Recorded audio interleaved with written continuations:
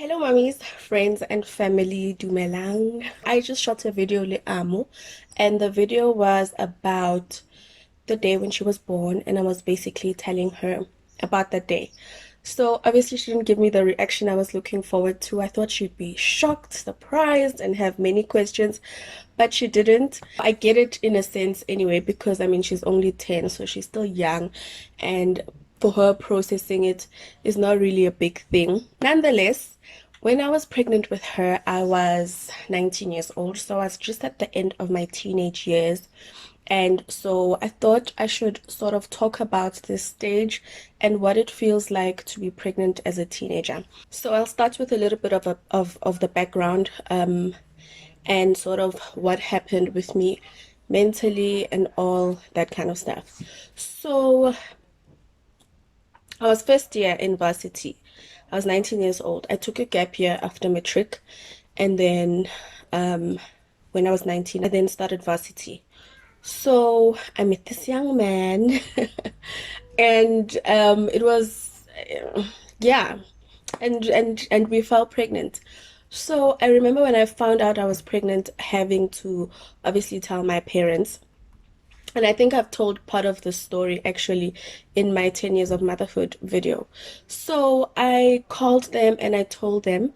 And one of the things for me that was scary was facing them face to face, because obviously that feels like, what is like, what am I going to say? How am I even going to look at them? How are they going to look at me? Especially my father. I don't know why, but it was with him that I was most uncomfortable having the conversation with.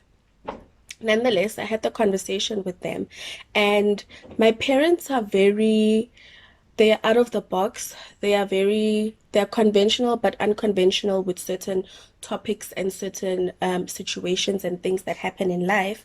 And they are quite open and very conversational with their children about all kinds of topics, particularly, I'll say, regarding growing up, relationships, motherhood, being an adult, and just the other side of the world that we generally, a lot of people don't have that kind of relationship with their parents, when it comes to those kinds of conversations.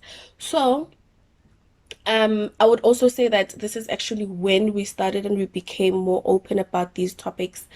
So the day that I sat down with them and told them, they did tell me that I have options, obviously, because I was first year in varsity. I had dreams and goals and things like that. So they did tell me that I have options, but ultimately it is my decision what I want to do.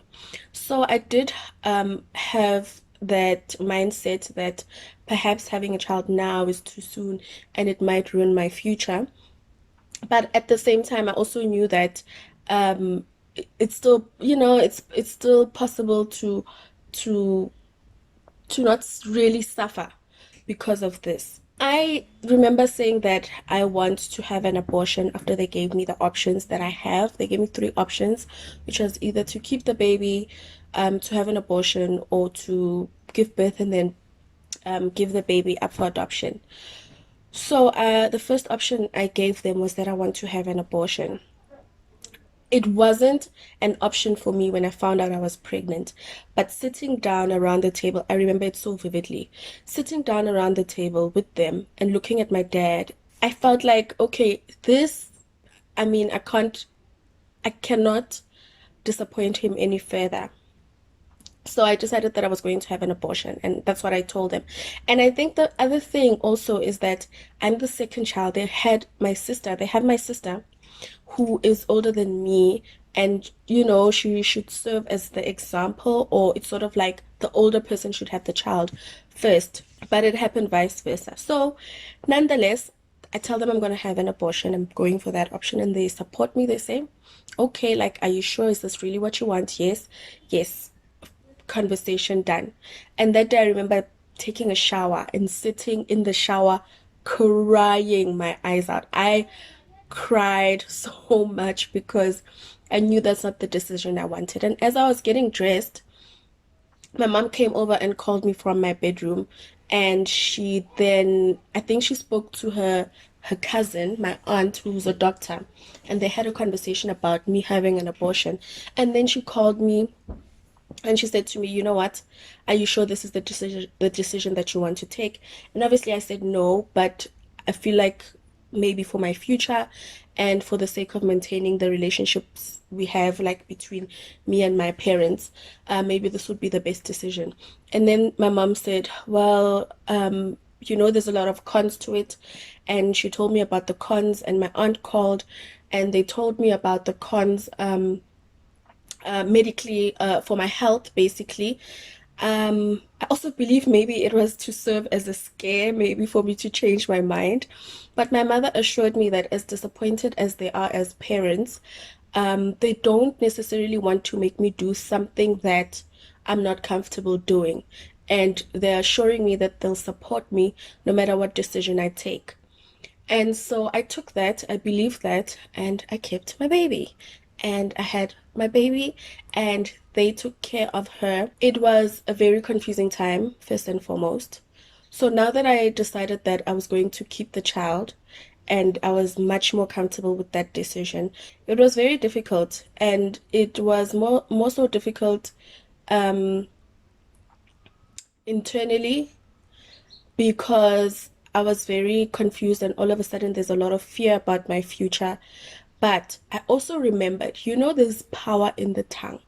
I remember when I was in high school, what I once said, I was talking to a friend of mine, Nokolo, and I said, I want to be a young mom. I feel like I like this notion of growing with your child and just being friends. And now that we're growing together and she keeps saying we're friends, I'm like, oh no, we're not friends. But nonetheless, I remember having that notion in my mind. And at that time, I I don't really think I fully understood what I was saying and knew why I was saying that. I think I was saying it because I saw how my mom and my sister were so, they were not necessarily, they never necessarily had like a close relationship, but I sort of looked at that and thought, okay, I like the way this looks. I feel like this is how I want um my life to go. And I said that when I was young. But as I was going into varsity, and as I was planning out my future towards the end of my high school life, I then would say, oh, then I started to have all these goals. And it was no longer a thing thinking about having a baby, because I was like, I need to do this. And I went to school at TUT, which is also commonly known as take your time. So I used to say that I'm not going to take my time and finish my degree or my qualification in 6, 7+ years.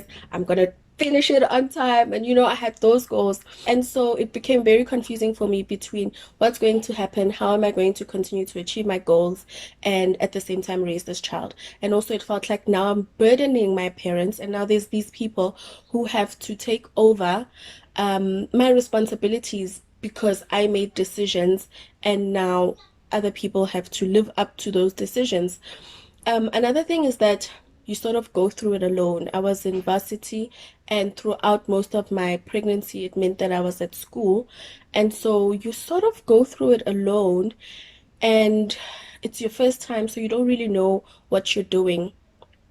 And I think it then affected me in that way that I learned at that time to do a lot of things on my own, just to strengthen myself and overcome on my own. Another part of being pregnant as a teenager is that you sort of have some kind of resentment towards people who judge you, because there will be people who judge you, or towards people who are like, you could have done better, you should be doing better. You have that little bit of a resentment. Like, I remember I always used to feel like, but don't these people understand that I have those feelings as well? Like, I also feel like I've disappointed myself. Like, how can a person come to you and say, oh, you're pregnant, you're a teenager, why are you pregnant? Why couldn't you finish your school first? Why couldn't you do this? And I don't know, it just sort of creates that little ting of an attitude in your mind. And I know it sounds wrong, because I mean, you should be more humble or whatever. I don't know, but it is your journey, and I mean, it was my story, and it was the way that it was. And I did things, I took certain actions, I did certain things, and they've landed me here. And so I am also having to deal with that, feeling judged, when you're also in a sense judging yourself, or in a sense trying to make amends with how things have turned out, that's not quite a nice part of life to be on. So that's it for this video. Thank you a lot for watching the video. I love you all so much. Please remember to subscribe as well if you're not yet subscribed. Mwah. Bye.